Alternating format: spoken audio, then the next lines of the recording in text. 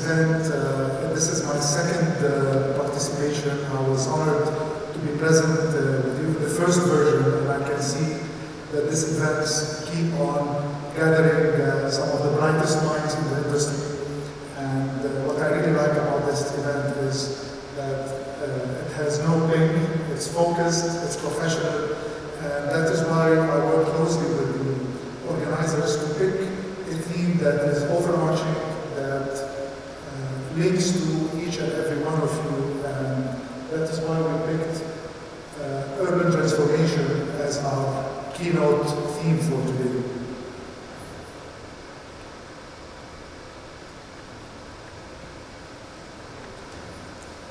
When talking about urban transformation, we speak of four main pillars: economic growth. Expanding economies have direct impact on urban transformation, specifically on infrastructure, housing, and job creation. Second, population growth. Third, government planning. If this is done without proper government planning, we could have chaos. Thankfully, we are in the era of Vision 2030, where every step is interconnected and very well planned. And fourth comes technological innovation.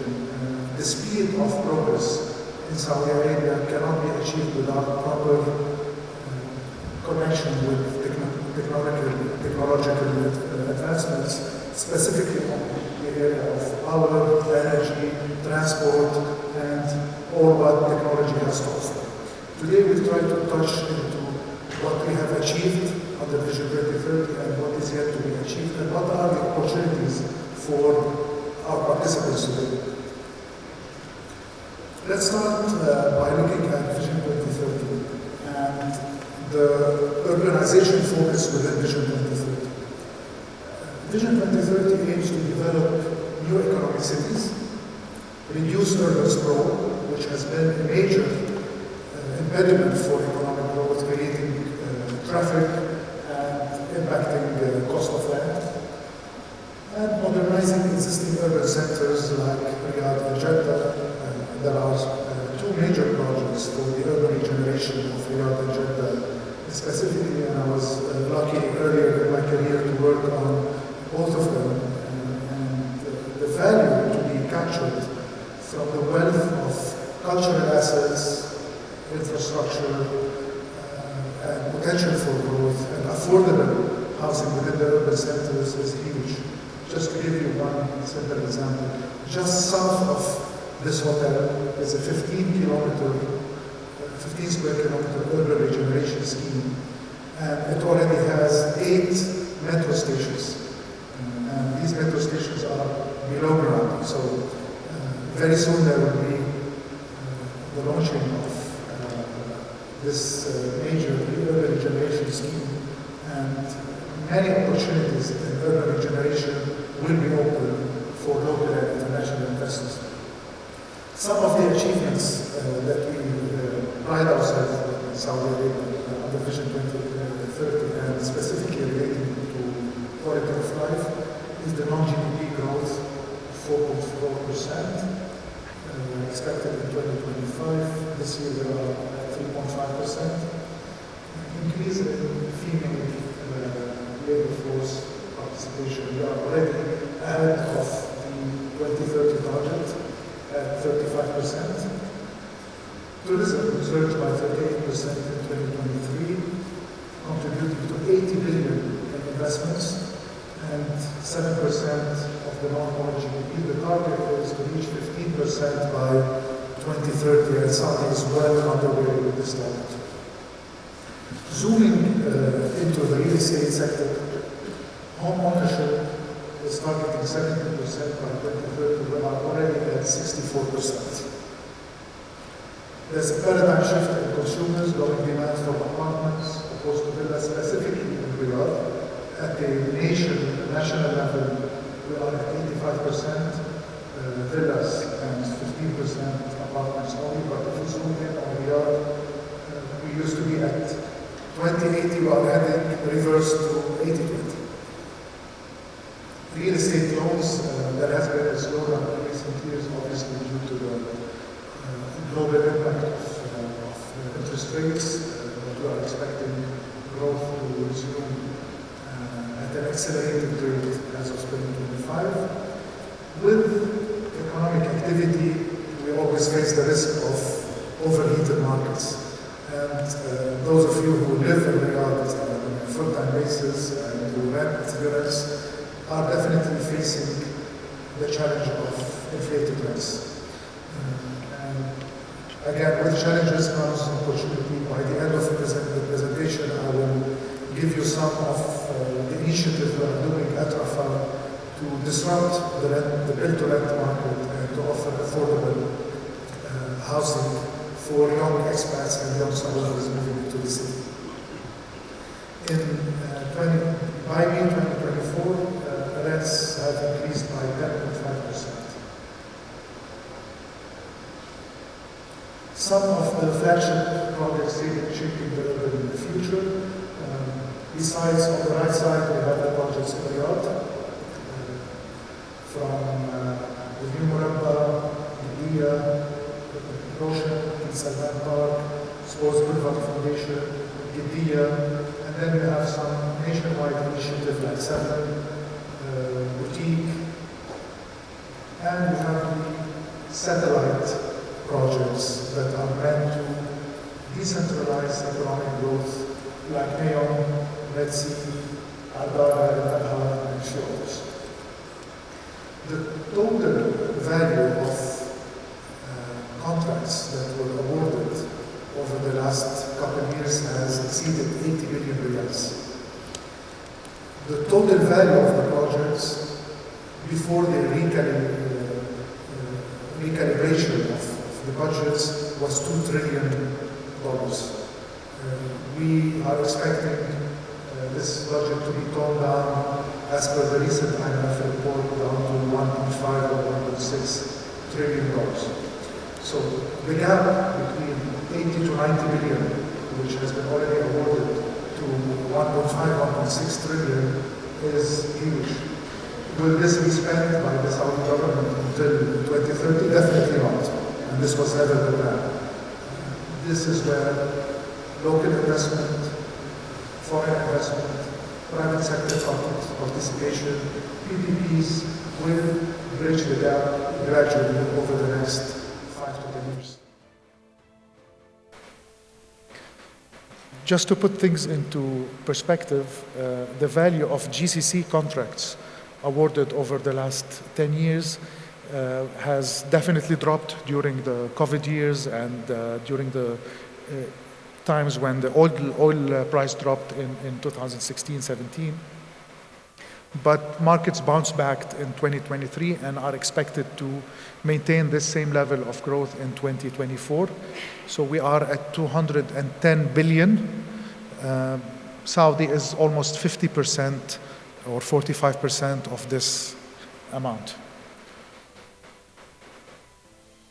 So we are expecting to reach by 2024, 95 billion of awarded projects. And again, Saudi alone is almost 50% of GCC. The sectors that are witnessing the highest growth are construction and transport. And I'm referring to the latest figures by MEED in this slide. And this is obviously driven by the giga projects.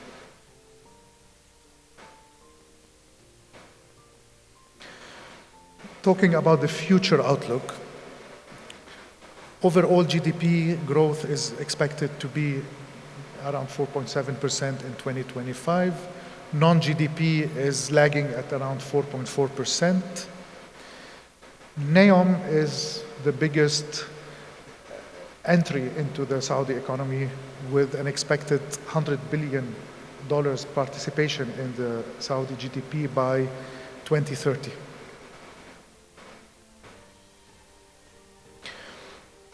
How does this relate to the way we do business today? The future of Saudi's urbanization is decentralized. That's why we call it polycentric. So some of the urban centers, as we said, are Asir, Jeddah, obviously, Neom, Riyadh, and Dammam. Yet, even within these clusters, it is also decentralized. So Riyadh alone will have 5-6 hubs. The airport area will have a logistics hub, tech hub. Qiddiya will be a center for tourism.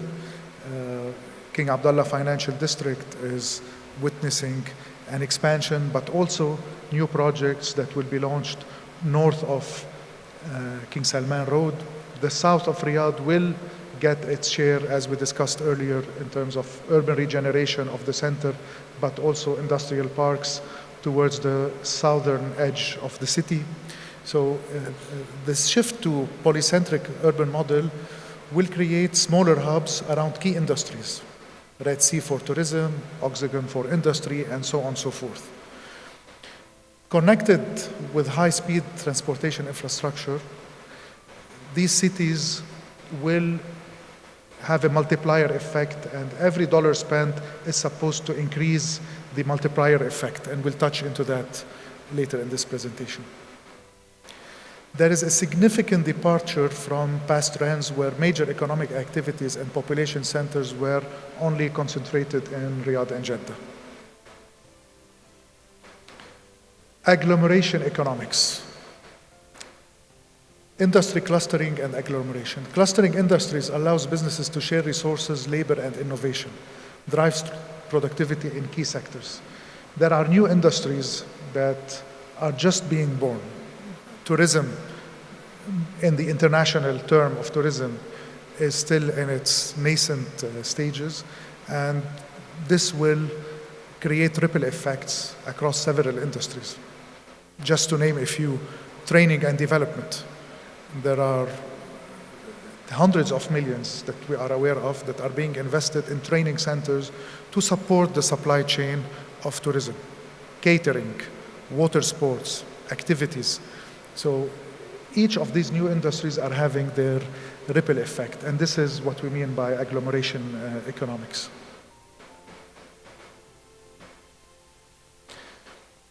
Another major feature of the new urbanization trend in Saudi Arabia is the putting limitations to the urban sprawl. And this has to be done through consolidation and vertical expansion. The upper image is from the plans of New Murabba, and this is some of the residential areas that will be around the Mukaab area.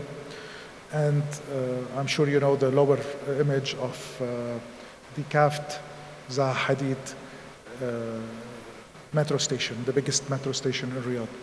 So transit-oriented developments with high density shall provide more urban spaces, more walkable spaces, and more sustainable living. And vertical expansion should also tackle the issue of affordability of land.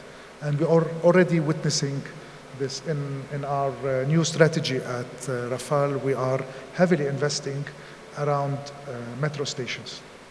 We have launched 5 TODs this year, and it helped us go faster and hedge the increasing cost of land thanks to the extra built-up area that is being allowed in terms of extra density around metro stations. So this is happening already in terms of urban infill, and it will be supported by the mega projects as well.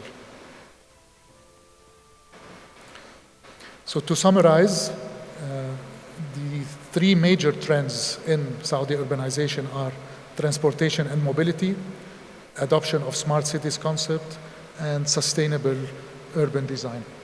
As we speak, the regulations for EV tolls and air taxis in Riyadh are being discussed very seriously and should be launched before Expo 2030. This is one of many examples that we are witnessing in the city. Diversification of urban economies. shift from oil dependency. This is evident by the non-oil GDP growth. Global industry attraction, be it tech startups, R&D centers, multinational corporations. More than 500 companies have committed to move to Riyadh, and more than 100 have already established their head offices. But also other industries are being born as we speak. I mentioned, for example, the mining industry, which is yet in its very early stages. Economic resilience, diversification aims to protect Saudi Arabia's economy from oil market fluctuations. And most importantly, human capital. Vision 2030 emphasizes investing in human capital, particularly by increasing female labor force participation and creating high-skilled jobs in tech, tourism, and finance. I would like to add to that the retention of talented expat human capital through premium residency, home ownership, and a number of initiatives that are following.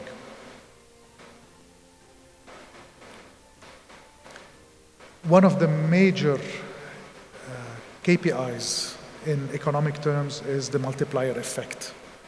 The short-run multiplier in Saudi is 0.2, peaking at 0.6 as a target. So we have to grow 3 times in terms of multiplier effect. And this is a major indicator of economic efficiency.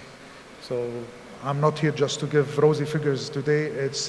We are all part of this economy. We are all part of this challenge, and it's very important to increase the multiplier effect so that every dollar spent into the economy can generate economic activity in a sustainable and lasting way. This is also achieved by focusing on sustainability in the business models and operating models, and also from an environmental perspective. Global implications and foreign investment. FDIs are being attracted through a number of incentives. The HTU program has a long list of incentives. I invite you to look into these if you are part of a multinational firm that has not yet set shop in Saudi Arabia. Free zones and economic city. We know several light industries and automotive industries have already launched their operations in Cake, but there are other free zones that are coming up in Riyadh, in the south and in the north. Global competitiveness. Saudi Arabia aims to compete with global innovation hubs like Singapore, Silicon Valley, and Dubai by providing an ecosystem where tech, research, and sustainability converge. I attended a few months back an event by one of the tech startups or tech incubators in Riyadh, and I was really fascinated by the amount of participants from countries in Southeast Asia, from Russia, from Europe, and most of these were in partnership with local Saudi youth. And at Rafal, we've already invested in some of these startups that are in the prop tech industry.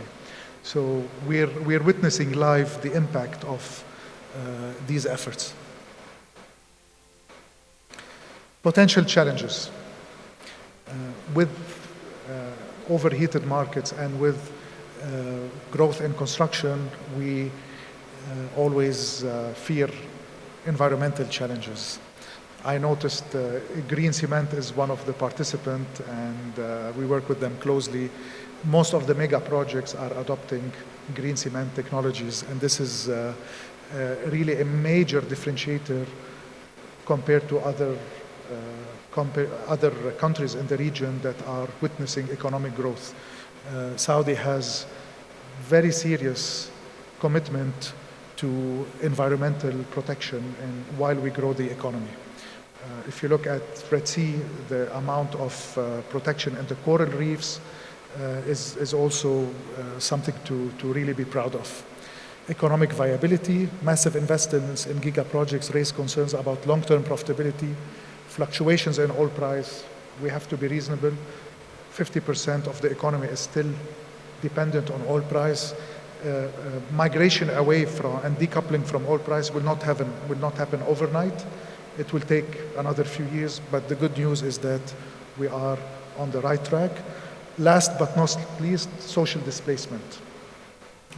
With major projects, there's the risk of gentrification and moving some people from their location to pave the way for other types of social classes, and this always causes social discontent. But with the efforts of the Ministry of Housing and MOMRA, I believe this risk is being compensated by very affordable and good quality housing across all the cities. I'm going to go straight to some of our initiative at Rafal, just to give you an example of how we can disrupt the rental market that we mentioned in the beginning of this presentation.